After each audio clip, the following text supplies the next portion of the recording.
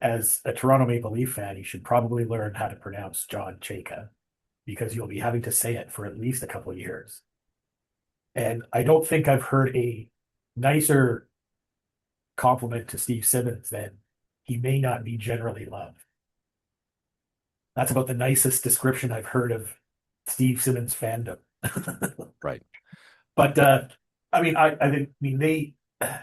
the news I think sort of leaked out on a Friday because the hiring was on the Monday, right, the day before the draft, which was which was shocking. We'll get to the draft in a second, but yeah, it's a puzzling hire for them. Like I don't know why a team that is has been kind of taken to the woodshed a few times in their trades the last 4 or 5 years, maybe going back even further, particularly with the Bruins.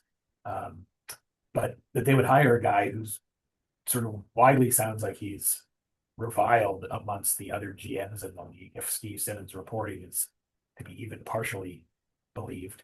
Um, but I mean, he wasn't, I don't think, highly thought of when he did his sort of tenure in Arizona. No way. He got, as you pointed out, like when he got fired, I mean, he kind of took the fall for Arizona for everything that Arizona did wrong. Um, uh, he took the fall for the owners of the team there. But he And tried to stab his employer in the back. well, I don't think he tried to stab his employer in the back. He had an opportunity to interview with New Jersey. He did that. And the owner then sort of said, hey, if you want out, fine, you can be out, but you're not going to New Jersey.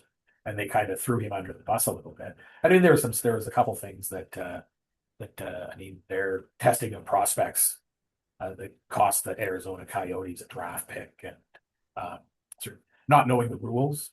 I mean, Right. that happened in Ottawa. There's other GMs who have that kind of sort of basic rule mistakes or procedure mistakes.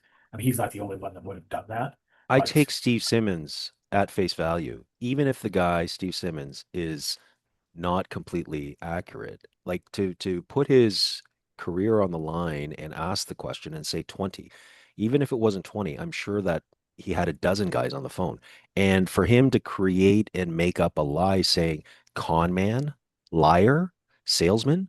So Steve Simmons did not just come up with this. There's no need for character assassination. John Chikra well, is too easy a target. He is just too transparently unqualified to run a premier team.